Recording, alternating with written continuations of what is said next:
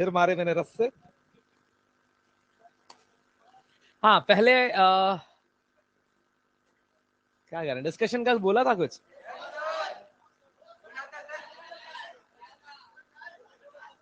अबे वो ठल्ले, क्या मना करता रहता तू, ये क्या था अभी, ये नहीं बोला। हाँ तूने बोला, मम्मी को समझा, यूं नहीं किया।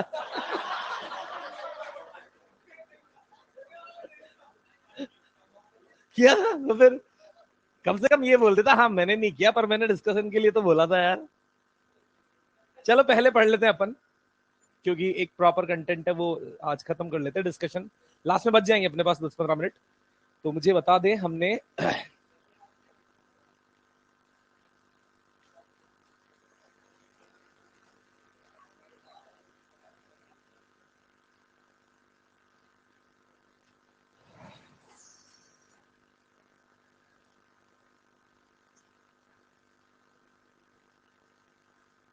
सोनोमीटर वायर डिवाइडेड इनटू, ये हो गया था या डिस्कस करना था? नहीं, देखो बेटा, सोनोमीटर या दोनों एंड्स पर फिक्स रस्सी में ट्रांसवर्स वेव, उसका फॉर्मूला अपन ने क्या देखा, P by 2L under root T by mu.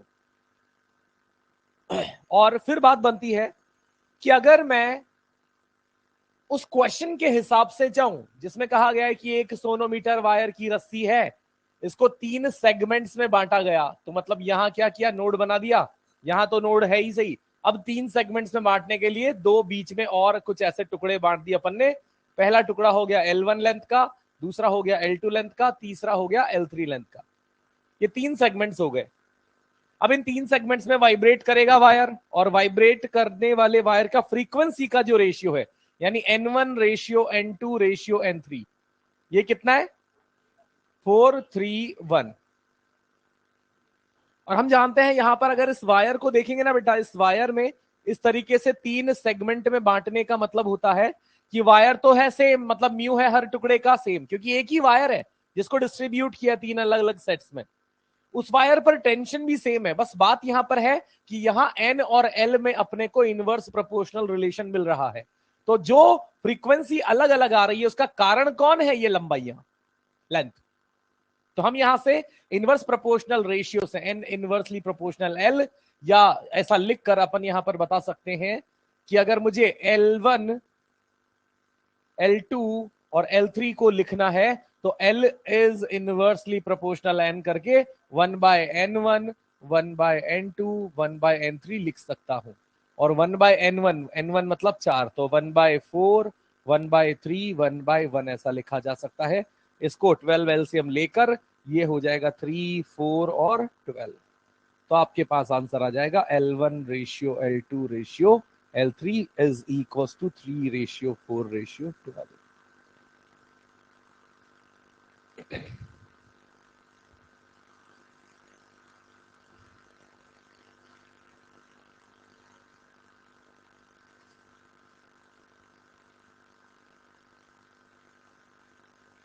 Question लिख लो अगला।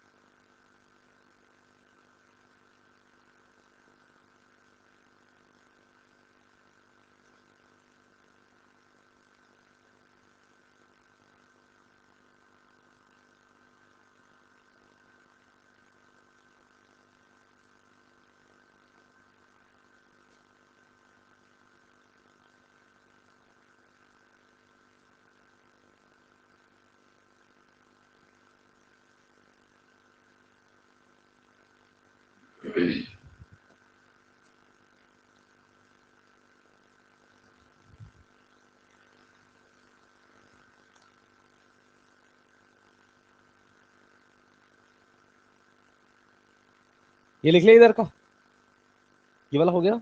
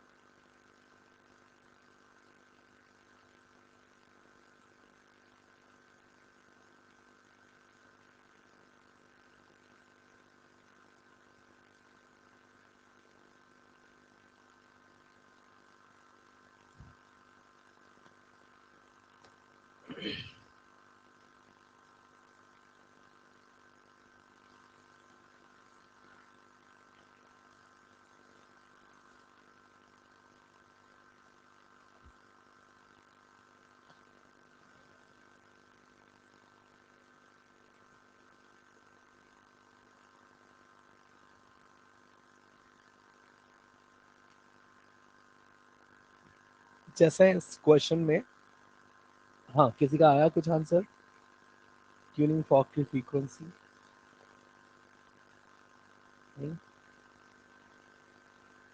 क्वेश्चन का जो थीम है वो ये है कि दो वायर्स अपने को प्रोवाइड किए हैं, दोनों वायर्स में टेंशन अलग अलग डिस्कस की है, दोनों वायर में टेंशन के अलावा और कोई चीज अलग नहीं है, इनफैक्ट म्यू वगैरह भी सेम है, टेंशन अलग अलग है।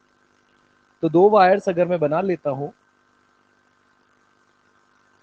टेंशन अलग अलग बोल देता हूं, एक में T1 एक में T2, और आप सब जानते हैं कि यहाँ पर जो फ्रीक्वेंसी है वो टेंशन वाली प्रॉपर्टी के रूट के साथ प्रोपोर्शनल रहती है। तो आप जानते हैं दोनों वायर्स, अगर इस वायर में टेंशन है 225 न्यूटन और इस वायर में टेंशन है 256 न्यूटन, तो जिसमें टेंशन ज्यादा होगी उसकी फ्रीक्वेंसी भी, तो ये वाले वायर की फ्रीक्वेंसी है ज्यादा और इस वाले वायर की फ्रीक्वेंसी है कम। फिर यहाँ पर क्या कहा जा रहा है कि जो दोनों वायर्स में टेंशन है, कुछ कुछ अपन ने वो वैल्यूज लिख दी, फिर कहा क्वेश्चन में यहां से ट्विस्ट शुरू होता है, इस जगह से कहा गया है, वर्ड पढ़ना ध्यान से, ए ट्यूनिंग फॉर्क, यानी इन वायर्स के अलावा कहानी में एक ट्यूनिंग फॉर्क भी कोई है, और वो ट्यूनिंग फॉर्क क्या करता है, produces 5 beats with both wires separately. मतलब एक ऐसा ट्यूनिंग फॉर्क यहाँ पर है, कोई एक ऐसा सोर्स यहाँ पर है जो क्या करता है, दोनों के साथ सेपरेटली 5-5 बीट बनाता है। अब वो ट्यूनिंग फॉर्क की ही कहानी है, पूछा भी वही है कि find out frequency of tuning fork. तो अपन यहाँ पर एक ट्यूनिंग फॉर्क बना देते हैं, इसकी फ्रीक्वेंसी जो पता करनी है उसी पता करने वाली चीज को क्या मान ले। अब दोनों के साथ, इसके साथ भी और इसके साथ भी कितने बीट बनाए जा रहे हैं बेटा, 5। अब आप जानते हैं ये वायर अलग है और ये वायर अलग है, इसकी फ्रीक्वेंसी अलग है और इसकी फ्रीक्वेंसी अलग है, दोनों के साथ 5 बीट बनने हैं, तो क्या होगा, ये वाली फ्रीक्वेंसी क्या होगी, N0 + 5, और ये वाली फ्रीक्वेंसी क्या होगी बेटा, N0 - 5। होगी कि नहीं होगी? क्योंकि दोनों के साथ 5 बीट तो तभी बन सकते हैं जब ये जो N0 है इससे 5 कम वाली और 5, अब 5 कम वाली इसी से क्यों करी, क्योंकि मैंने देखा कि इस पर टेंशन कम है यानी इसकी फ्रीक्वेंसी कम है, और इस वायर पर टेंशन ज्यादा है यानी इसकी फ्रीक्वेंसी ज्यादा वाली है, इसीलिए n+5 वाली इसको दे दी और n-5 वाली इसको दे दी। अब देखो ध्यान से, दोनों वायर्स की टेंशन भी सही सही बन रही है ना, 255 और 256, उसके 225 और 256। इसके अलावा एक ट्यूनिंग फॉक जो है ना वो इसके साथ भी 5 बीट बना रहा है, क्योंकि ये गैप भी 5 है, ये गैप भी 5 है। किसको कम मानना है वो हमने टेंशन के अकॉर्डिंग देख लिया कि टेंशन जिसकी कम है उसको कम फ्रीक्वेंसी वाला मान लिया, टेंशन जिसकी ज्यादा है उसको 5 ज्यादा फ्रीक्वेंसी वाला मान लिया। उल्टा मान लेंगे तो गड़बड़ है सर। किसी ने मान लो ऐसा किया कि इसकी टेंशन तो 225 है पर फ्रीक्वेंसी n+5 मान ली, तो गलत हो गया उसका, क्योंकि वो इसको तो n+5 मान लेगा तो इसको n-5 मान लेगा और सारा मामला उल्टा पुल्टा चला जाएगा। तो रिलेशन यहां पर ये है, इसके अकॉर्डिंग हमने क्या किया, टेंशन और फ्रीक्वेंसी का सही से संबंध बैठा दिया, और सॉल्व भी इसी से ही होगा, इसी रिलेशन से सॉल्व होगा, क्योंकि अल्टीमेटली दोनों वायर्स में डिफरेंस किसका है, टेंशन का ही तो है। तो हम यहां पे लिख देंगे n1 is equal to root under T1 और n1 इस वाले को मान लू तो लिखूंगा n0 minus upon n0 plus under root में 200/200, ये कितना हो जाएगा 15 क्रॉस मल्टीप्लाई करके n0 निकाल लेंगे ना, क्रॉस मल्टीप्लाई करके n0 निकालेंगे तो ये आपको निकालने को मिलेगा 155। ये आ गया n0 आपका 155 हर्ट्ज।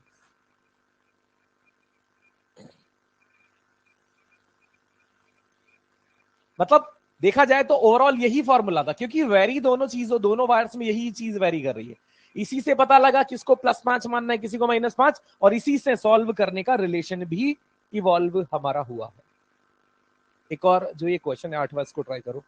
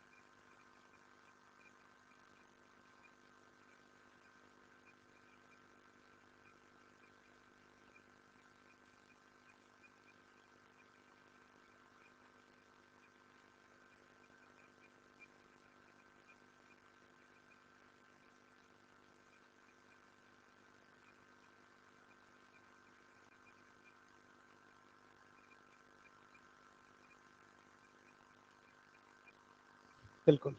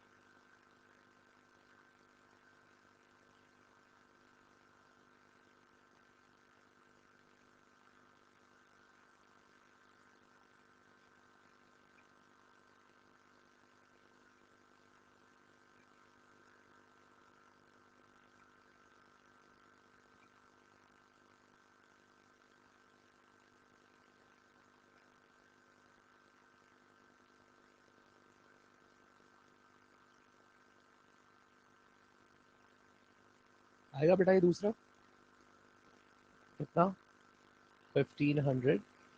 यहाँ इस क्वेश्चन का थीम क्या है, पहले अपन ये चेक कर रहे हैं कि आखिर इस क्वेश्चन में वेरिएबल चीज क्या क्या डाली गई है। तो हमें पता है कि टेंशन एक स्ट्रेच द स्ट्रिंग की बात की है, दोनों एंड्स पर जो बंधा हुआ है उस टेंशन को वेरी किया 2% से।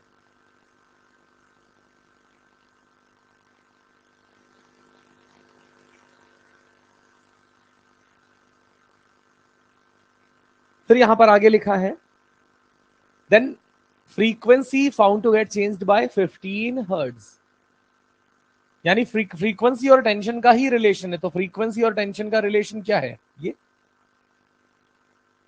और फ्रीक्वेंसी और टेंशन के इस रिलेशन में जो चेंज है वो स्मॉल चेंज है, और स्मॉल चेंज की कंडीशन में हम किसी भी इस तरीके के रिलेशन को ऐसा ही तो लिखते हैं, delta N by N is equal to half of delta. अगर मुझे परसेंटेज में कन्वर्ट करना होता तो दोनों तरफ 100 से मल्टीप्लाई कर दिया जाता है। और ये वाली जो चीज है इसी को क्या कहते हैं बेटा, परसेंटेज चेंज इन टेंशन कहते हैं ना, delta T by T into 100 को ही परसेंटेज चेंज इन टेंशन, और वो कितना गिवन है 2%। तो यहां हो जाएगा हाफ, यहां हो जाएगा 2, यहां डेल्टा एन कितना बोला है 15, ओरिजिनल फ्रीक्वेंसी पूछी गई है इनटू 100। ये 2 से 2 कट के यहां कितना बचा 1, और एन बराबर 1500 हर्ट्ज।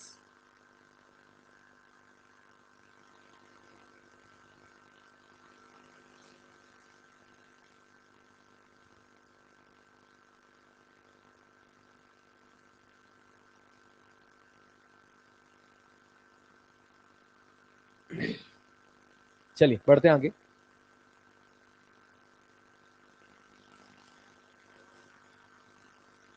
आगे हमारी जो बात अगली कही गई है वो है, हेडिंग लिखेंगे longitudinal stationary wave.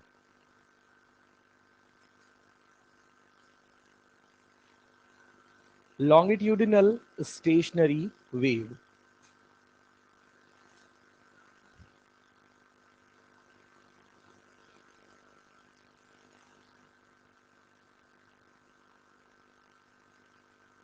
longitudinal stationary wave, ये लिखा है यहां तक का पूरा। चलो आगे बढ़ाता हूं। तो लॉन्गिट्यूडनल स्टेशनरी वेव का सीन क्या है,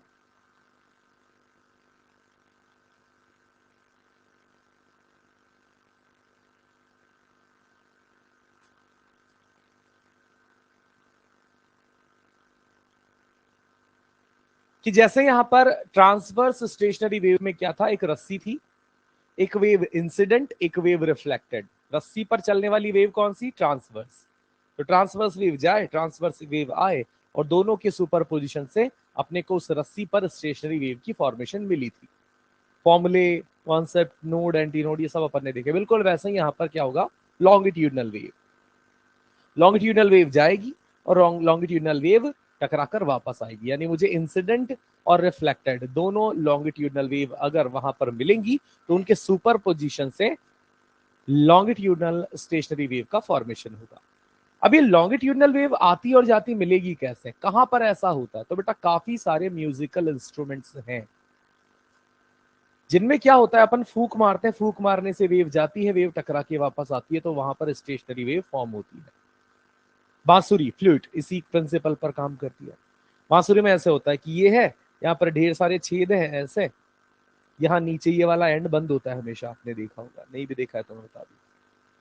यहाँ ये वाला एंड खुला होता है, ऐसे करके फूक मारते हैं, और यहाँ इनमें से किसी एक को अनकवर करते हैं, बाकी सबको कवर रखते हैं, एक को अनकवर करते हैं ऐसे। उसके अकॉर्डिंग जैसा जहां से अनकवर किया उतनी लेंथ यूजेबल लेंथ होती है। इसको अनकवर किया, ये वाली लेंथ यूजेबल लेंथ हो जाएगी, इसको ये वाली लेंथ। तो लेंथ यहां पर क्या करते हैं, अलग अलग अपने को मिलती है, अलग अलग लेंथ के मुताबिक अलग अलग फ्रीक्वेंसी वहां पर हमारी जनरेट होती है, और वहीं से उस बांसुरी से हमारा मधुर संगीत उत्पन्न होता है। तो बात यहां पर वही होती है कि लॉन्गिट्यूडनल वेव के लिए हम कुछ ऐसी ट्यूब नुमा आकृतियों की बात करते हैं जिनमें एक तरफ ओपन एंड हो जहां से फूंक मारी जाए, और अपने आप वेव वहां से रिफ्लेक्टेड किसी न किसी तरीके से मिल जाती है, उसमें हमारा कोई योगदान नहीं होता, वो नेचर अपने आप प्रेशर डिफरेंस वगैरह के साथ कर देती है। पर ट्यूबें भी जो होती है ना, पाइप जिसको बोलते हैं, ये सारा काम कहां पर होगा बेटा, पाइप्स में। और पाइप जो होते हैं वो हमें यहाँ पर दो तरीके के मिलेंगे। पहला, जिसको अपन कहेंगे क्लोज्ड ऑर्गन पाइप, शॉर्ट में इसे लिखा जाता है सीओपी, और यहां पर ये हो जाएगा ओपन ऑर्गन पाइप, ओ ओ पी। और क्लोज्ड ऑर्गन पाइप जो इस तरीके का रहता है, इसमें क्या होता है, यहां पर एक एंड तो होता है क्लोज्ड एंड, और ये वाला होता है बेटा ओपन एंड। क्लोज्ड एंड पर क्या रहता है, यहां पर ये एंड यहां पर क्लोज होने के कारण इसमें मौजूद एयर पार्टिकल, यहां पर मौजूद एयर पार्टिकल वाइब्रेट करना तो चाहेगा, पर उसको वाइब्रेट, ये दीवार, ये एंड वाइब्रेट करने नहीं देगी। और जब इस एंड को कभी वाइब्रेट करने नहीं दिया जाएगा तो बाय डिफॉल्ट हमेशा ये वाला एंड क्या बनेगा, no. This closed end will behave like rigid end, और ये क्लोज एंड रिजिड एंड जैसा बिहेवियर दिखा रहा है, और रिजिड एंड पर हमेशा क्या बनता है, नो। और यहां पर ये जो ओपन एंड है, इस ओपन एंड पर अपने को जो पार्टिकल मिल रहे हैं, they are free to vibrate with any amplitude, यानी ये किसके जैसा बिहेवियर दिखाएगा, फ्री एंड जैसा। और फ्री एंड जैसे उस कंडीशन में ये पॉइंट यहां पर क्या मिलेगा अपने को, एंटी नो। तो कुल मिलाकर याद रखने योग्य बात यहां पर सबसे बढ़िया यही है, इसी से अपने को पूरा काम हमारा होता निकल आएगा। जैसा हमने कहा कि जो भी क्लोज्ड एंड है वहां हमेशा क्या ही बनेगा, जो ओपन एंड है वहां हमेशा एंटी नोड बनेगा। तो जो क्लोज्ड ऑर्गन पाइप है उसमें एक सिरा बंद और एक सिरा खुला होता है, जिसे क्लोज्ड ऑर्गन पाइप कहते हैं। और ओपन ऑर्गन पाइप में दोनों सिरे खुले होते हैं, और दोनों सिरे अगर खुले हैं तो दोनों खुले सिरों पर हमेशा क्या बनेगा, एंटी नोड। यहां भी एंटी नोड, ये यहां पर फॉर्मेशन होती है। ऐसा कैसे लिख ले आप,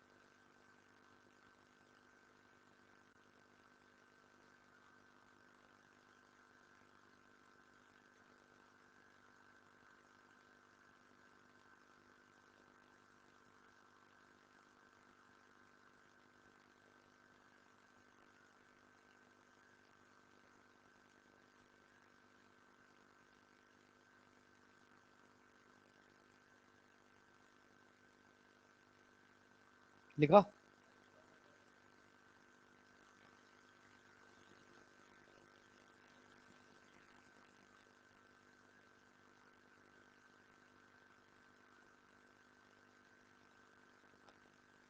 लिखा, चलो। तो आगे अपन बढ़ते हैं, दोनों में से एक एक करके। सबसे पहला काम है हमारा क्लोज्ड ऑर्गन पाइप, सेकंड अपन यहां पर ओपन ऑर्गन पाइप पे बात करेंगे।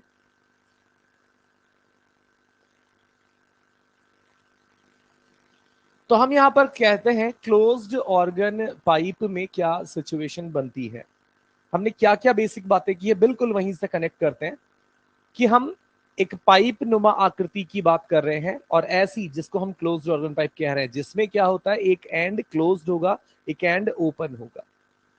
और हमने ये कहा कि बाय डिफॉल्ट कुछ भी किया जाए, कुछ भी कैसे भी वाइब्रेशन वहां पर हो, अगर स्टेशनरी वेव बनती है तो यहां इस क्लोज्ड एंड पर नोड ही बनेगा, और इस ओपन एंड पर एंटी नोड ही बनेगा।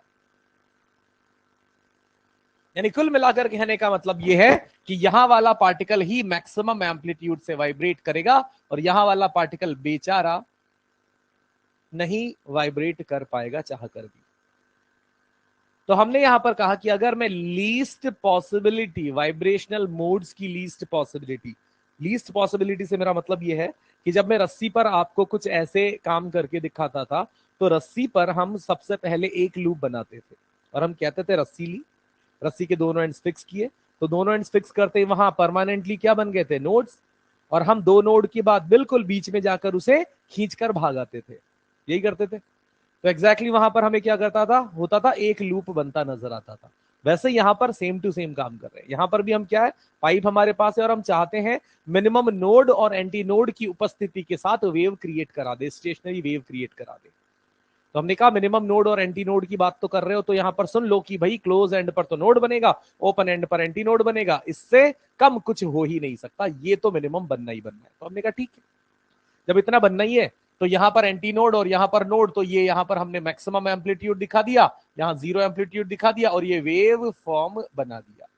और हमने कहा कि जो ये ट्यूब जिसकी लंबाई एल है, ये ट्यूब जिसकी लंबाई क्या है, इसमें जो वेव बनी हुई है, ये वेव ने क्या चीज यहां पर ऑक्यूपाई की हुई है, तो आप कहेंगे एल लेंथ की ट्यूब ने एक एंटीनोड और एक नोड ऑक्यूपाई किया हुआ है, जहां एंटीनोड से नोड की दूरी जो होती है वो क्या होती है, लैम्डा बाय। तो यहां फिलहाल बन रहे इस ट्यूब में वेव ऐसी बन रही है कि लैम्डा अगर पूछ ले तो लैम्डा बराबर क्या हो जाएगा, 4L, और लैम्डा अगर 4L हो जाएगा तो frequency n is equal to v upon lambda, तो v अपॉन, तो ये जो फ्रीक्वेंसी आ रही है आप समझ पा रहे होंगे, यही इस क्लोज्ड ऑर्गन पाइप की सबसे पहली और सबसे कम फ्रीक्वेंसी बनेगी, जिसे ही क्या नाम से जाना जाएगा, तो याद रखेंगे this is the first information in COP, जो हम याद रखेंगे कि सीओपी की fundamental frequency V by OOP की वी बाय सॉरी स्ट्रिंग जो दोनों एंड्स पर फिक्स होती थी उसकी fundamental frequency V by 2L होती थी, यहां V बाय 4L मुझे मिला है, जहां L इस ट्यूब की लंबाई है। तो हमने कहा कि चलिए अब इससे आगे क्या, आगे का सीन क्या बनेगा, हमने कहा चलो जो चीज यहां नोड एंटी नोड है उसे बढ़ा दो, अगली पॉसिबिलिटी पर बात कर लेंगे। तो अगली पॉसिबिलिटी के लिए यहां पर बताया गया कि ओपन एंड पर तो क्या ही बनना है, क्लोज एंड पर क्या ही बनना है। अब अगर एंटी नोड और नोड की बात होती है तो आपको यहां पर क्या करना पड़ेगा, अगर आप एक नोड और एक्स्ट्रा डालते हो तो दो नोड लगातार हो जाएंगे, तो एंटी नोड दोनों के बीच में फिर से अपने आप आ जाएगा, क्योंकि हम जानते हैं सीक्वेंस से चलता है, मैक्सिमम के बाद मिनिमम, मिनिमम के बाद मैक्सिमम, यानी node anti node, node anti node alternatively चलते हैं। यानी पहले सबसे फंडामेंटल कंडीशन में एक एंटी नोड और एक नोड था, तो जैसे ही हमने आगे का विचार बनाया तो अपने आप अब दो नोड और इसके बीच में कोई पॉसिबल नहीं है। ऐसा नहीं कि हम दो एंटी नोड कर दें, नोड एक ही रहने, पॉसिबल है ही नहीं, क्योंकि एंटी नोड है तो नोड होगा, फिर एंटी नोड है तो फिर से नोड होगा। अब देखिएगा आपको यहां पर वेव की शक्ल कैसी थोड़ी लंबी लंबी मिल रही थी, अब यहां पर देखा आपने कि एंटी नोड से नोड ये श्रिंक होकर इतने गैप में रह गया, फिर यहां से एंटी नोड से नोड एक और आ गया, फिर एंटी नोड से नोड एक और आ गया, यानी उसी ट्यूब में अब ऐसे कितने सेक्शन फिट कर दिए, तीन, एक दो तीन। मतलब मेरा कहना क्या है, गौर से देखिएगा, मेरा ये कहना है कि अपन ने इसी सेक्शन में एंटी नोड से नोड का ये वाला जो काम था, ऐसे कितने पार्ट एडजस्ट कर दिए, एक, एक यहां पर ये वाला, एक यहां पर ये वाला और एक यहां पर ये वाला, ऐसे तीन पार्ट्स अपन ने यहां पर इसमें फिट कर दिए, जिसको एंटी नोड से नोड, एंटी नोड से नोड, एंटी नोड से नोड। तो वही ट्यूब जो लंबाई एल की है, उसी एल लंबाई की ट्यूब में क्या हो गया, 3 times lambda by 4 wave create करा दी। इसको यूं समझो, इसको यूं समझो कि यहां पर लैम्डा बड़ा था, यहां लैम्डा सिकुड़ गया, उसी ट्यूब में जहां एक था उसके कंपैरिजन में 3 सेट आ गए, यानी वेवलेंथ कितना गुना छोटा हो गया, और वेवलेंथ अगर 3 गुना छोटा तो फ्रीक्वेंसी 3 गुना, v बराबर एन लैम्डा, v बराबर, देख लो यहां पर v बराबर एन लैम्डा, v यानी मीडियम चेंज नहीं हुआ तो v रहेगा कांस्टेंट, और लैम्डा सिकोड़ दिया तो n। और आप देख पा रहे होंगे कि जो हमने यहां पर क्रिएशन, जो स्टेशनरी वेव की फॉर्मेशन हुई है, उसमें लैम्डा एग्जैक्टली 3 गुना छोटा हो गया है, तो वेवलेंथ सॉरी फ्रीक्वेंसी 3 गुना बढ़कर ही मिलनी चाहिए, और वो साबित भी कर लेंगे। तो आपने कहा एल बराबर 3 टाइम्स लैम्डा बाई 4, तो यहां से लैम्डा निकालो, लैम्डा बराबर 4L बाय, तो frequency N is equal to V upon lambda, lambda है 4L बाय 3, ये बाय 3 पलट के ऊपर, इसीलिए ये चीज मिल गई। तो अपने आप 3 गुनी। अब आगे और बढ़ते हैं, तो आगे अब क्या सीन मिलेगा, मुझे पहले से आइडिया लग रहा है कि अगर अभी नोड एंटी नोड कितने हैं, 2-2, आगे की बात करूंगा तो 3-3, तो 3-3 में से भी मेरी गणित क्लियर है, ओपन एंड पर तो क्लोज एंड पर, और बीच में alternatively node anti node, node anti node अपने आप आ जाएंगे। और कितने ग्रुप हो गए, तो आप यहां से ये बात देख पा रहे होंगे कि ये हमारे पास हो गया एक तो एंटी नोड वाला, फिर ये एंटी नोड से एंटी नोड वाला, फिर ये अबे इस तरीके से अपने को ये चीजें बनती नजर आएंगी। एंटी नोड से नोड के 5 सेक्शंस बनते नजर आएंगे, और वही से हम कंपेयर कर पा रहे हैं। अब इसके कंपैरिजन में यहां वेवलेंथ और सिकोड़ दिया हमने, 5 गुना छोटा कर दिया, तो फ्रीक्वेंसी 5 गुना बढ़ती नजर आएगी, है ना। वही सेम गणित है, ज्यादा कोई दिमाग लगाने वाली बात नहीं। तो इस तरीके की हमें वेव्स बनती नजर आ रही है। तो हमने पाया कि सबसे लीस्ट तो यही है भाई लोग, क्यों, क्योंकि इसके बाद ये वाली 3 गुनी, ये वाली 5 गुनी, अगली 7 गुनी, ऐसा चलेगा। तो जो लीस्ट है वही फंडामेंटल है, और उसी को फर्स्ट हार्मोनिक भी कहा जाएगा। और इससे पहली हायर फ्रीक्वेंसी और थर्ड हार्मोनिक गंवारों,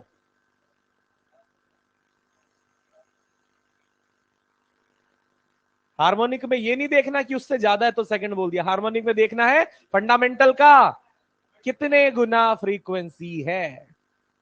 यहां पर ये हो जाएगा सेकंड ओवरटोन। बहुत बढ़िया। अब क्या होगा बेटा, अब समस्या ये निकल कर आई कि ये तो ठीक है, 1 है, 2 है, 3 है, जरूरी थोड़ी ना सवाल में तीसरा ओवरटोन हो, दूसरा ओवरटोन हो। हमें तो चाहिए कि जनरल फॉर्मूला, जनरल फॉर्मूला बनाना है, एक जनरल टर्म होनी चाहिए। दोनों एंड से फिक्स रस्सी में जनरल टर्म हमारी क्या मानी थी हमने, पी, याद हो तो आपने पी, और मैंने कहा था सब तरफ से रिलेट कर लो, नोड एंटी नोड भी पी के टर्म में देख लिए, ताकि नोड एंटी नोड दे दे तो भी मुझे पता लग जाएगा कि पी कितना होगा। ओवरटोन में भी मैंने पी गिन लिया था, एंटी नोड, सब चीजें जैसे भी हो मैं सबको पी के टर्म्स में जानता था, मतलब मैंने जनरलाइज पी को वहां पर कर लिया था। यहां पर भी मुझे एक टर्म जनरलाइज करनी पड़ेगी, और जनरलाइज की जाने वाली टर्म यहां पर जो होगी ना बेटा, वो होगी ओवरटोन, क्योंकि ओवरटोन 1 2 3 4 ऐसा सीक्वेंस में चल रहा था। ओवरटोन को मल्टीपल वगैरह से मतलब नहीं है, ओवरटोन प्रॉपर सीक्वेंस से चलता है।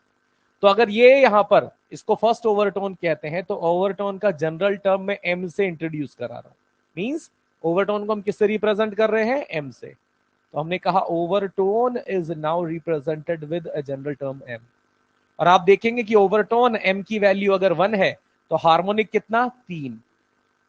ओवरटोन एम की वैल्यू जब यहां 2 हो गई तो हार्मोनिक कितना, 5। ओवरटोन यहां पर अगर कुछ नहीं है तो मैं क्या बोल दूंगा, 0। कह सकता हूं ना भाई ये सेकंड है, ये फर्स्ट है, तो ये 0 हो जाएगा, कह तो सकता हूं। तो ये अगर m की वैल्यू 0 है तो यहां हार्मोनिक कितना, 1।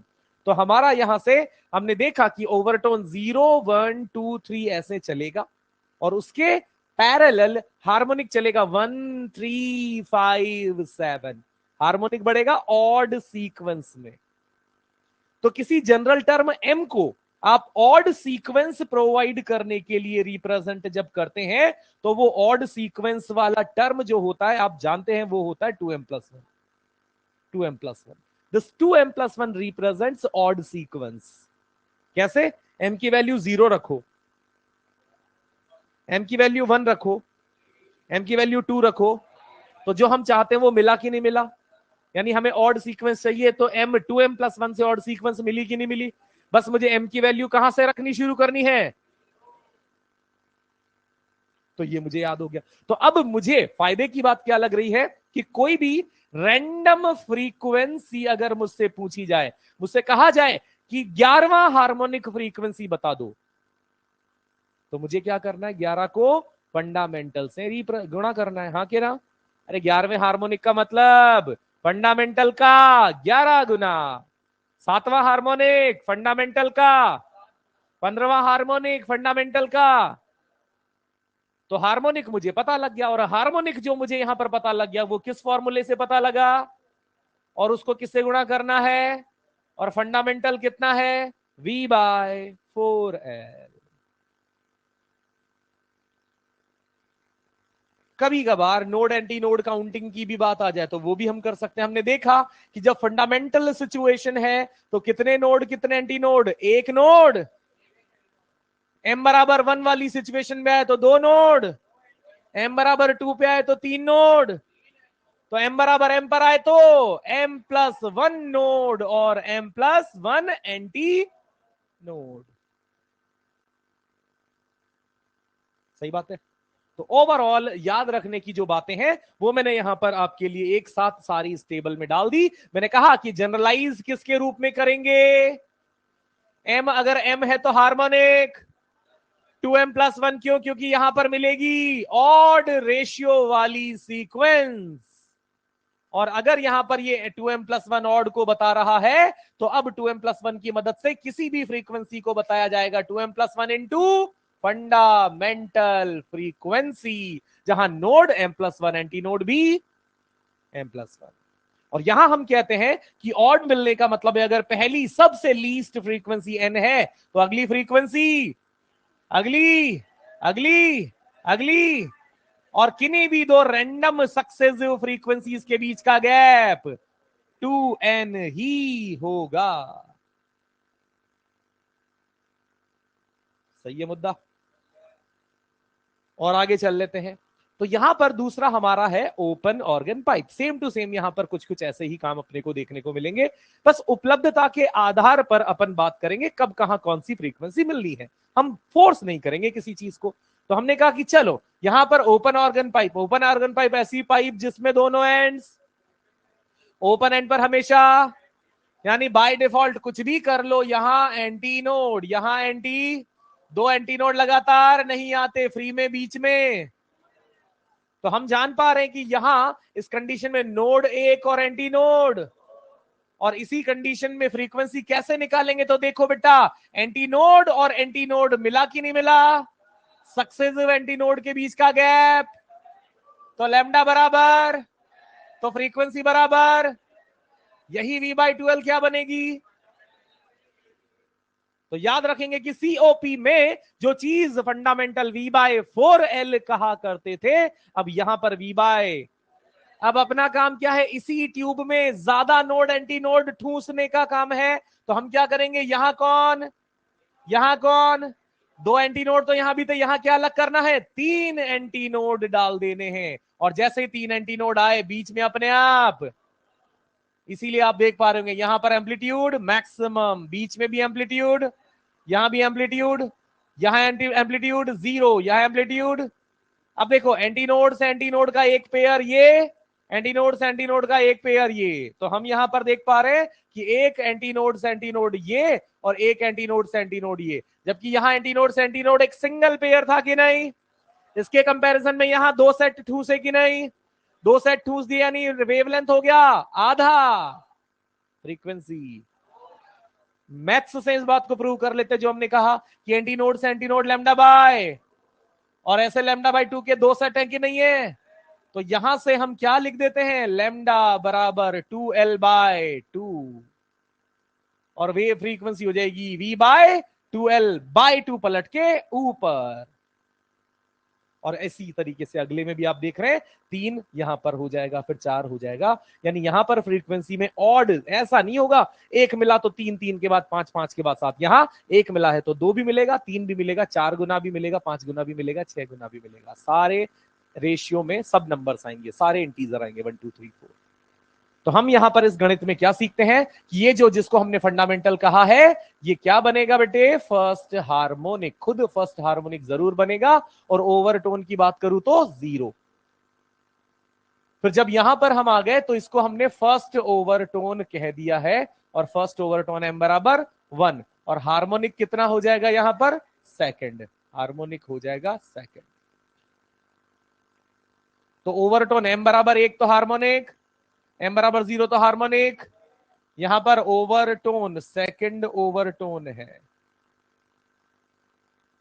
m/2 है, और m/2 तो थर्ड हार्मोनिक। तो हम यहां से क्या सीखे कि ओवरटोन का जनरल टर्म अगर एम है तो हार्मोनिक यहां पर एक ज्यादा मिलता नजर आ रहा है एम प्लस। और देखो M0 पर नोड 1 एंटी नोड, M1 पर नोड 2 एंटी नोड, M2 पर नोड 3 एंटी नोड, तो M पर नोड M+1 और एंटी नोड M+2 यहां पर मिलेंगे। और कोई भी जनरल फ्रीक्वेंसी को कैसे लिखेंगे? हार्मोनिक गुणा फंडामेंटल फ्रीक्वेंसी। तो सेम टू सेम सारी बातें यहां पर हमने देखी कि यहां ओवरटोन एम को जनरलाइज किया तो हार्मोनिक एक ज्यादा यानी M+1 मिला, नोड M+1 और एंटी नोड M+2 मिले हैं, और फ्रीक्वेंसी को M+1 इंटू फंडामेंटल फ्रीक्वेंसी से मल्टीप्लाई करके देखा तो रेशियो 1 2 3 4 पारे सब आ रहे हैं। ठीक है, तो इनको यहां से लिखना आप शुरू करो। ज्यादा ये वाली टेबल लिखोगे क्या यार? नहीं,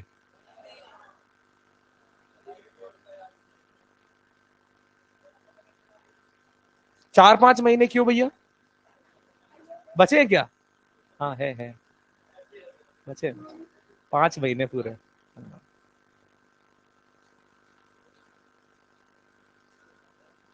लिखो जल्दी जल्दी बेटा, बातें बाद में कर लेना। WX नो,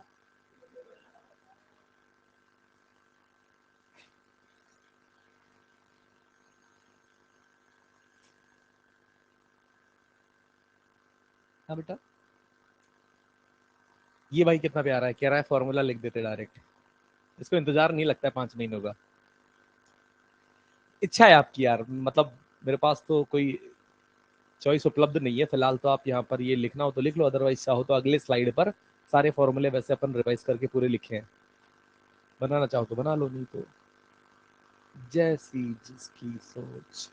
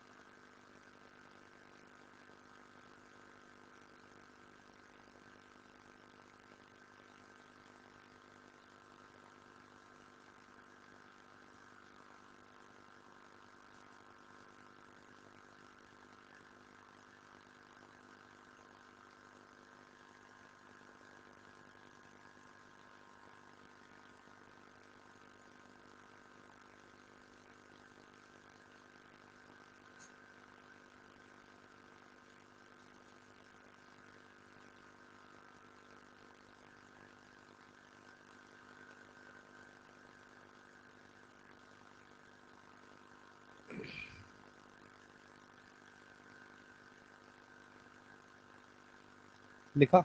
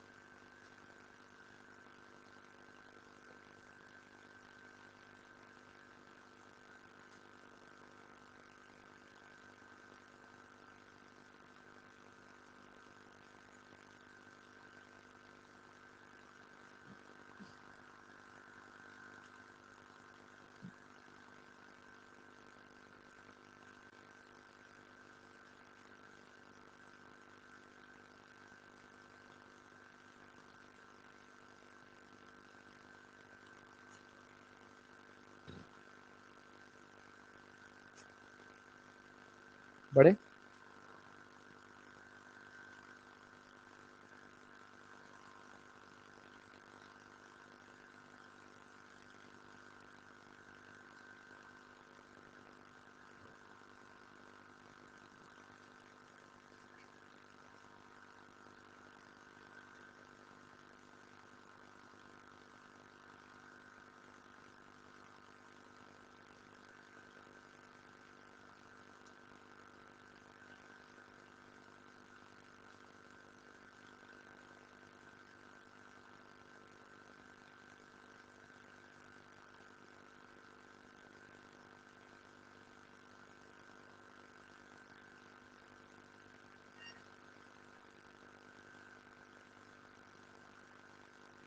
चले।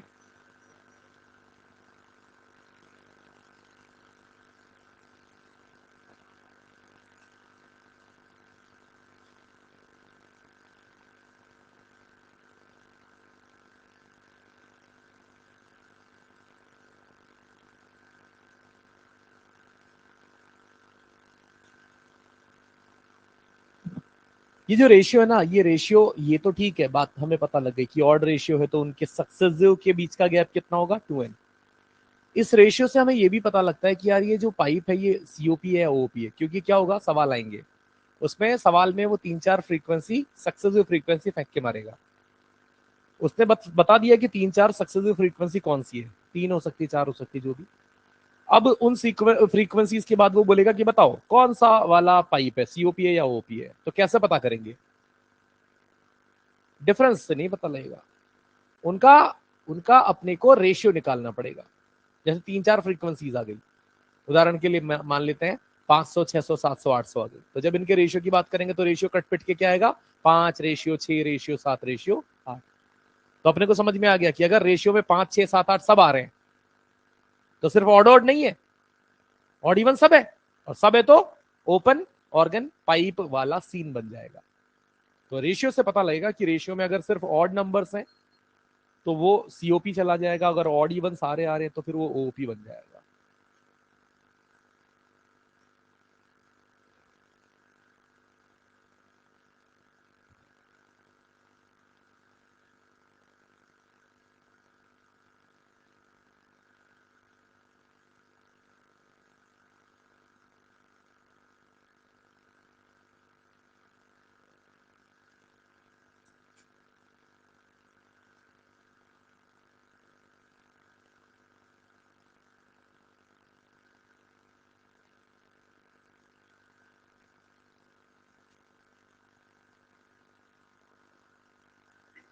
हुआ, बढ़ू आगे।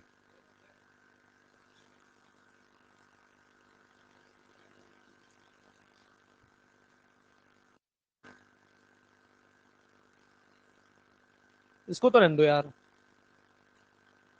अरे यार ये लिख लो ना डायरेक्ट यार, जगह छोड़ दो, लिखना है किसी को तो फिर घर पे फोन वोन से लिख लेना। आपको जगह का आइडिया लग ही गया कितना लगता है, उतना पेज छोड़ के ये लिख लो सीधा। लिखने में अभी फिर 5-7 मिनट जाएंगे, फिर ये आज का कंटेंट रह जाएगा।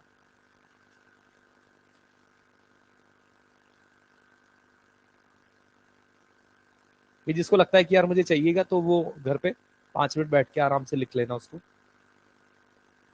बिल्कुल यार, फोटो खींच ले।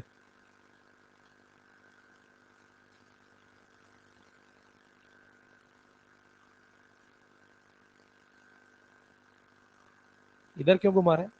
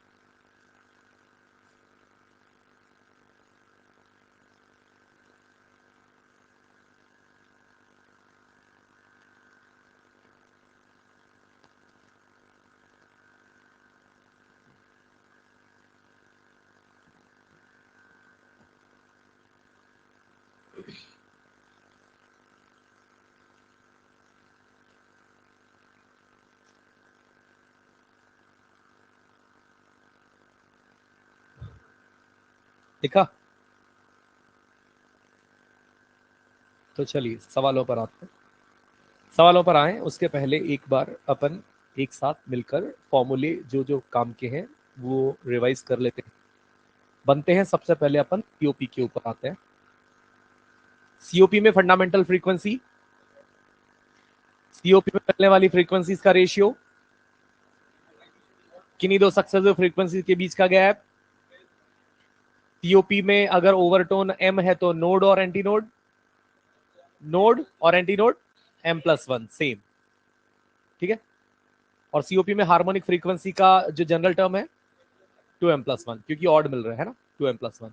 ओपी में, ओपी में fundamental frequency V/2L, fundamental frequency V by harmonic M+1, node, node M+1, anti node M+2, और फ्रीक्वेंसीज का रेशियो 1 2 3 4 5। इनको देखो।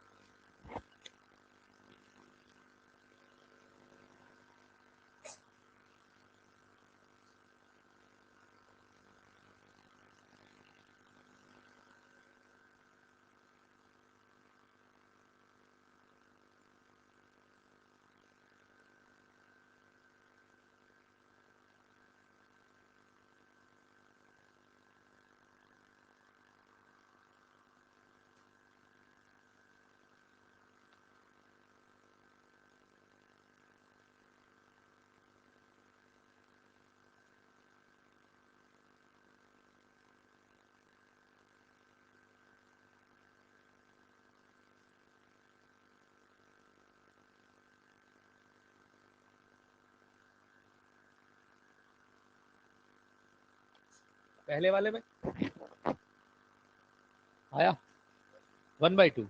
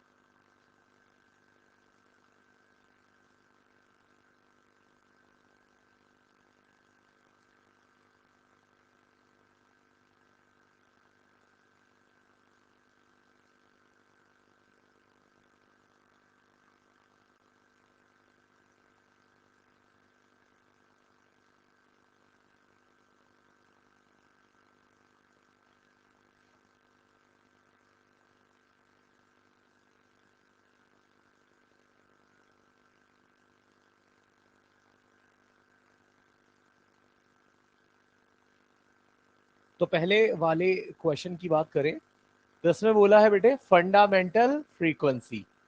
सीओपी के लिए फंडामेंटल फ्रीक्वेंसी क्या लिखते हैं, वी बाय, और ओओपी के लिए क्या लिखते हैं, वी बाय 2l। इस लेंथ सीओपी वाली लेंथ को एलसी और ओओपी वाली लेंथ को एलओ लिख देता हूं। और दोनों क्या है बेटे, सेम। सेम तो मैंने बराबर कर दिया। फिर मैंने कहा रेशियो बताना है, तो रेशियो पहले किसका नाम बताया गया है, सीओपी का, तो L C upon L O, ये मुझे बताना है। तो मैं यहां पर जो चीजें कट सकती है वो काट देता हूं और इस एलसी को ऊपर ले जाता हूं, तो L C upon L O कितना बच जाएगा, 1/2। ये अपना आंसर आ गया।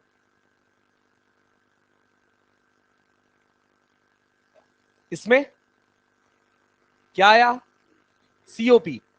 कैसे सोचेंगे, जो फ्रीक्वेंसीज दी है, जो सक्सेसिव फ्रीक्वेंसीज दी है, उन सक्सेसिव फ्रीक्वेंसीज को छाप लो,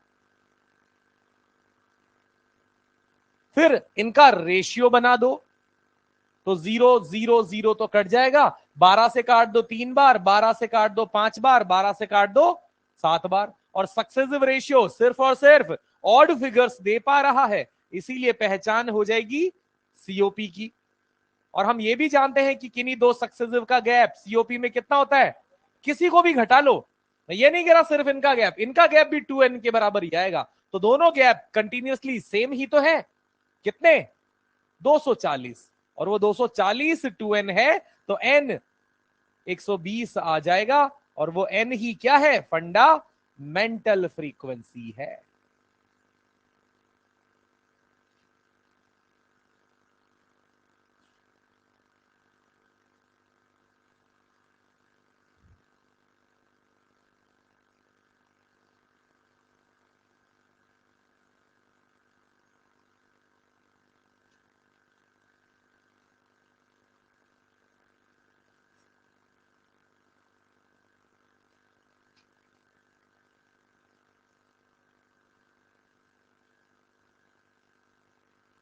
बड़े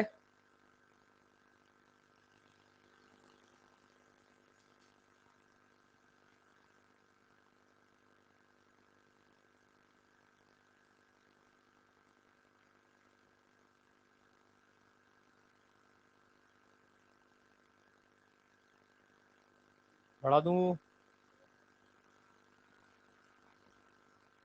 पहले ये 4 करना बेटा, पहले 4 वाला करो।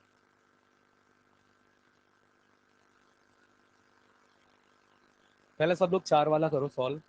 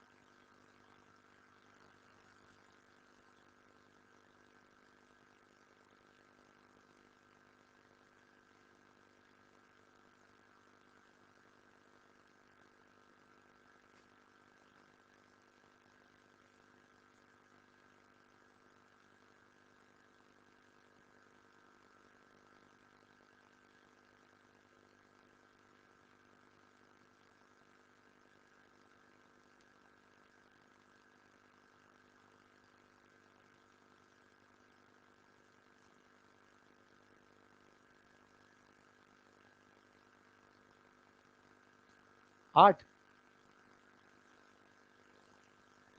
8 है ऑप्शन में है क्या है? हाँ फर्स्ट वाला ऑप्शन आएगा बेटा 13.3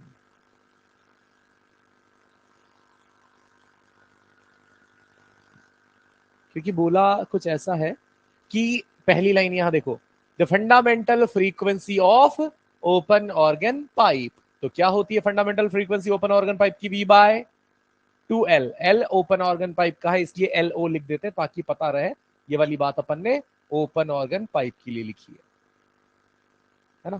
फिर लिखा है हाँ फर्स्ट फिर लिखा है is equal to the third harmonic का मतलब 3 गुना किसका क्लोज्ड ऑर्गन पाइप की फ्रीक्वेंसी का यानी V बाय 4LC और जहां LC यानी क्लोज्ड ऑर्गन पाइप की लेंथ दी हुई है कितनी 20 तो ये हो जाएगा 3 गुणा V बाय 4 LC को लिख दिया 20 सेंटीमीटर और यहां V बाय 2LO V से V 2 से 4 2 बार क्या बचा 1/LO बराबर 3/40 सेंटीमीटर पलट दो पूरा तो पलट देंगे तो LO बराबर 40/3 सेंटीमीटर और यही 13.3 सेंटीमीटर है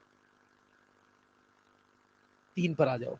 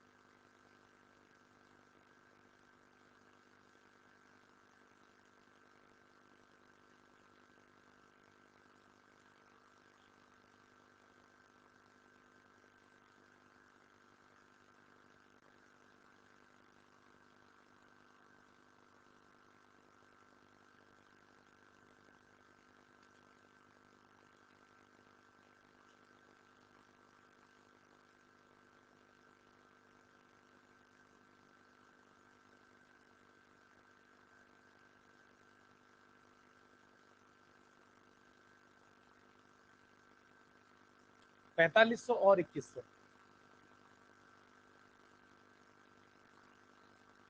तो यहां इस क्वेश्चन में क्या डिटेल निकल रही है सिंपल सी बात है कि भाई कोई सा भी पाइप हो दोनों है दोनों का फंडामेंटल 300 बोल दिया अब कब अपने को कौन सी फ्रीक्वेंसी बतानी है ये बात यहां पर है तो सबसे पहले हम कहानी शुरू करते हैं किसके लिए सीओपी में एंटीनोड की डिमांड कितनी है 8 तो हमने कहा सीओपी में एंटीनोड यहां बनते बताए गए हैं 8 और जनरल फॉर्मूला एंटीनोड का सीओपी में किससे लिखते हैं M+1 से इस लिहाज से M कितना आ जाएगा 7 और हार्मोनिक कितना हो जाएगा बेटे सीओपी में 2M+1 और 2m+1 में 7 रखेंगे तो कितना आ जाएगा। और जैसे ही 15 आ जाता है क्या हमें फ्रीक्वेंसी पता लग जाएगी, क्योंकि हार्मोनिक ही वो चीज होती है जिसको हम गुणा करते हैं किससे, फंडामेंटल फ्रीक्वेंसी से। आप समझ रहे हैं, हमने टुकड़ों में हमने देखा कि भैया मेरा अल्टीमेट काम है कि मुझे एम पता लग जाए, एम मतलब ओवरटोन का क्रम पता लग जाएगा तो मैं फ्रीक्वेंसी निकाल पाने में कैपेबल हूं। और यही चीज हमने यहां पर जब ओपन ऑर्गन पाइप के लिए देखी, तो ओपन ऑर्गन पाइप में एंटी नोड का फॉर्मूला हमने क्या लिखा हुआ है, M+2। चेक करो टेबल में, और वो एंटी नोड कितने दिखाई दिए क्वेश्चन में, 8। तो एम कितना हो जाएगा, 6, यानी छठा ओवरटोन। और छठा ओवरटोन तो हार्मोनिक 7th, जिसको M+1 से लिखते हैं। तो हार्मोनिक अगर 7th, इसका मतलब 7 टाइम्स फंडामेंटल फ्रीक्वेंसी।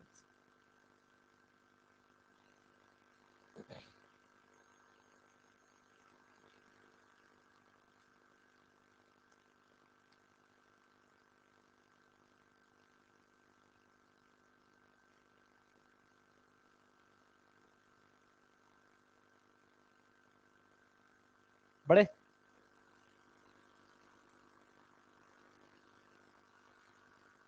चले,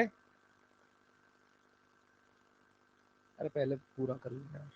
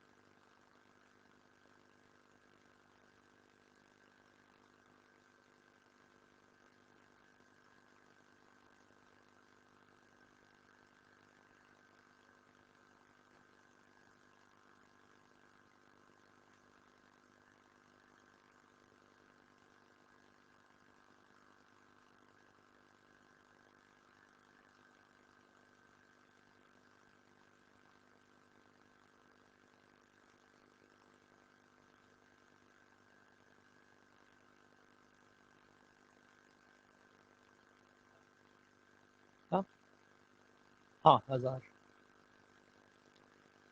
इसमें इस क्वेश्चन में क्या सिचुएशन है, initially fundamental frequency of open organ pipe.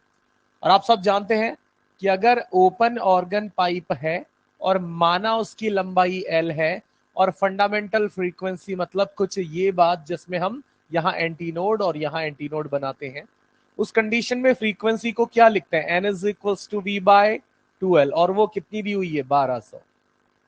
तो अगर आप चाहें v बाय एल की वैल्यू तो ये हो जाएगी 2400, और ये इक्वेशन अपन फर्स्ट दे देते हैं। फिर क्या कहा है कि आपका काम है यहां पर इस चीज को, आपका काम है यहां पर इस पूरी चीज को पानी में डुबो देना। तो आपने क्या किया है, इस जो ये ट्यूब ली है ना, इस ट्यूब को 40% आप यहां पर पानी में डुबो चुके हो, कुछ इतनी ऐसे। और जैसे ही आप पानी में डुबोते हैं बेटा, पानी में डुबोने से ये वाला एंड जो है ना, ये वाला, ये ऑटोमेटिक एक क्लोज्ड बाउंड्री बन जाता है, और क्लोज्ड बाउंड्री पर अब नोड पाया जाएगा। यानी यहां पर बाय डिफॉल्ट अपने आप क्या बन जाएगा, नोड। और ये जो वेव्स है ना, वेव्स अब ऐसी बनेंगी, देखना ये सब हटा देंगे, ये कुछ नहीं बनेगा, अब ऐसा बनेगा, यहां नोड तो जीरो, यहां एंटी नोड तो मैक्सिमम ऐसा।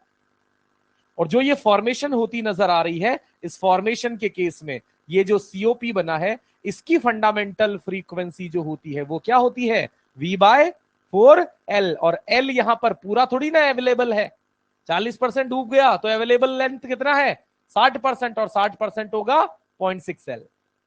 तो यहां पर ये लिख दिया जाएगा 0.6l। अब आप यहां पर इसको, जो हमें ये पता करना है, ये तो हमें पता करना है ना, तो ये हो जाएगा v बाय 4 इंटू 0.6, 24, 2.4l, और v बाय एल की वैल्यू कितनी है 2400। तो ये आ जाएगा 2400 बाय 2.4, दैट इज 1000 हर्ट्ज।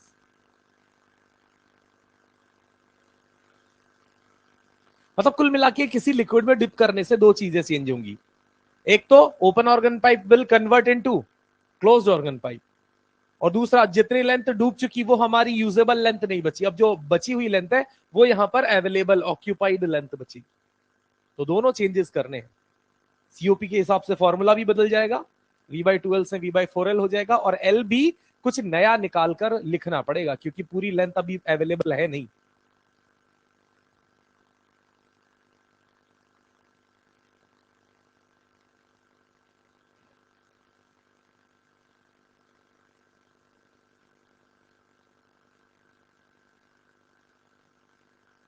नहीं, 155 और 150,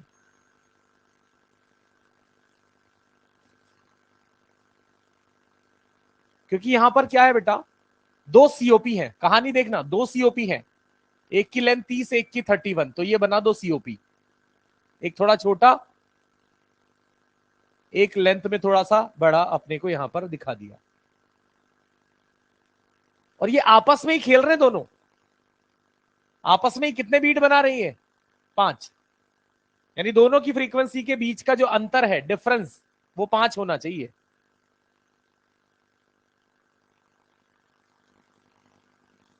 अब डिफरेंस 5 है, तो कौन सा कम माने कौन सा ज्यादा माने ये हम डायरेक्ट तुक्का नहीं मार सकते। हमें पता है कि सीओपी की, यहां पर एक शब्द और लिख लो, फाइंड आउट फंडामेंटल फ्रीक्वेंसी। तो मुझे फंडामेंटल फ्रीक्वेंसी की बात करनी, तो फंडामेंटल फ्रीक्वेंसी का फॉर्मूला क्या होता है क्लोज्ड ऑर्गन पाइप में, वी बाय, यानी एन इनवर्सली प्रोपोर्शनल लेंथ। तो जिसकी लेंथ छोटी है फ्रीक्वेंसी उसकी, और जिसकी लेंथ बड़ी है फ्रीक्वेंसी उसकी, तो ये हो जाएगा कम फ्रीक्वेंसी वाला, और ये हो जाएगा ज्यादा फ्रीक्वेंसी वाला। और कम और ज्यादा में अंतर कितना होना चाहिए 5। तो क्या करें, कम वाले को क्या मान लू एन नॉट, तो ये ज्यादा वाला एन नॉट प्लस 5। और अब आप यहां पर लिख दो N1 बाय N2 बराबर L2 बाय L1, क्यों, क्योंकि इनवर्स प्रोपोर्शनल है।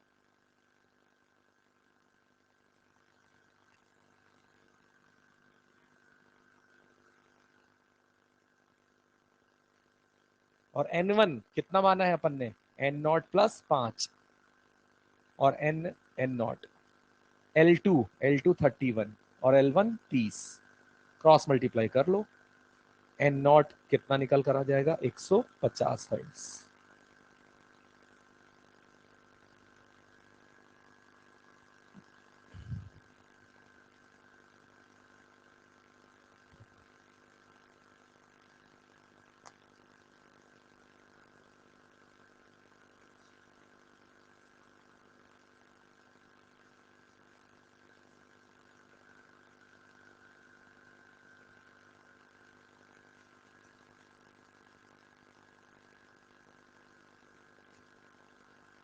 तो दोनों ट्यूनिंग फॉर्क की फ्रीक्वेंसी में एक की क्या हो गई, जिसको एन नॉट माना है वो 150 और दूसरा 155।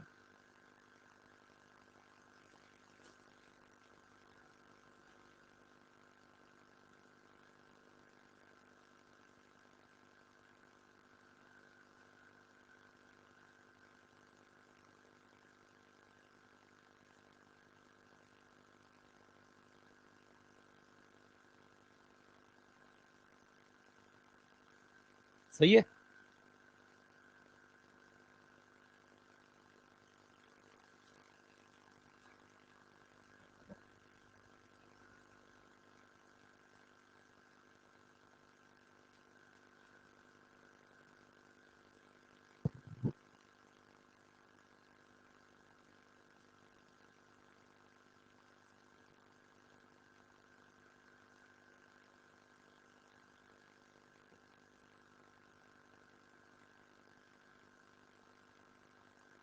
मॉड्यूल देना एक बार,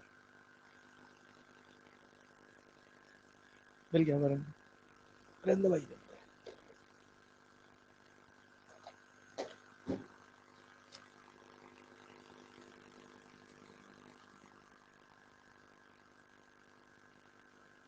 सेम नहीं है यार इस कहानी में, पढ़ यहाँ ट्यूनिंग फॉर्क के बीच में, वहां तो दोनों आपस में लड़ रहे थे 5 बीट बनाने के लिए, यहाँ दोनों लड़ रहे हैं ट्यूनिंग फॉर्क से।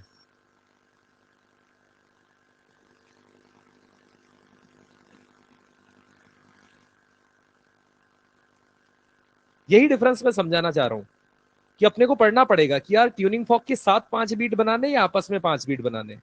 अगर मामला आपस में सुलटा रहे तो एक को एन नॉट मान लो, एक को एन नॉट प्लस 5 मान लो। अलग अलग सिचुएशन है तो ट्यूनिंग फॉर्क को एन नॉट मानना पड़ेगा और फिर एक को एन नॉट प्लस 5, एक को एन नॉट माइनस 5 पे जाना पड़ेगा।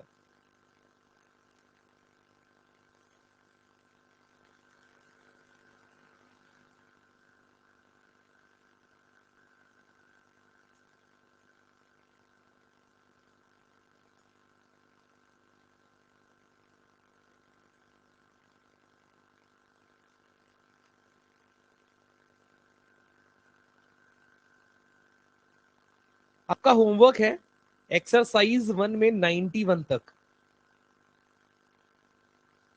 एक्सरसाइज 1 में 91 तक और ईएलपी 7 तक पूरी और 8 में 13 तक। ईएलपी 7 तक पूरी और 8 में 13 तक।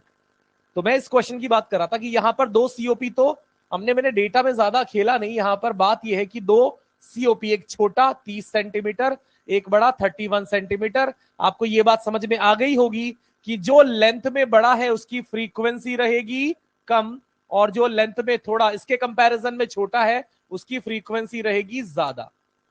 और ये दोनों सेपरेटली क्या कर रहे हैं, एक फॉक के साथ 5 बीट बना रहे हैं। तो ट्यूनिंग फॉक को मान लूंगा एन नॉट और जिसकी ज्यादा फ्रीक्वेंसी उसको लिखूंगा एन नॉट प्लस, जिसकी कम फ्रीक्वेंसी उसको लिखूंगा एन नॉट माइनस। रिलेशन वही लगेगा n two by n one या n one by n two, जो भी लिखो ऐसा लिख लेना। इसे सॉल्व कर लेना, एन नॉट की वैल्यू आ जानी चाहिए कितनी भाई, 300। तो हमसे एन नॉट ट्यूनिंग फॉक की थोड़ी ना पूछिए, पाइप की पूछिए, तो हम बता देंगे एक 300 और एक 310 ऐसा। तो यहां तक का जो डिस्कशन का पार्ट है वो अपन देखेंगे, मतलब अगली क्लास अपन ने कहां तक कुछ डिस्कस किया ईएलपी में, 6 तक किया है ना, तो 7 8 ये ईएलपी का पार्ट अपन डिस्कस करेंगे। 1 2 भी कर लेंगे, 1 2 इज नॉट बिग डील, उसमें ज्यादा कुछ है भी नहीं वैसे।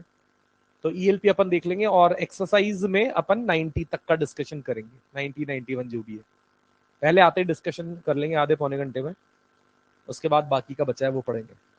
Thank you. इनको रिवाइज करना, मतलब ज्यादा भी नहीं, आपका काम ये होना चाहिए जो हमने कॉन्सेप्ट देखे ना, तुरंत पहले तो 10 मिनट उनको देख लेना क्या क्या फॉर्मूले, ज्यादा भी टाइम बेकार नहीं करना, 10 मिनट कॉन्सेप्ट देख लेना, फिर क्वेश्चन पे आ जाना। जितने जितने क्वेश्चन बनते जा रहे हैं जहां कॉन्सेप्ट में अटको नोट्स देख लेना, तो मुश्किल से 1.5 घंटे में अपना काम पूरा हो जाएगा। Thank you.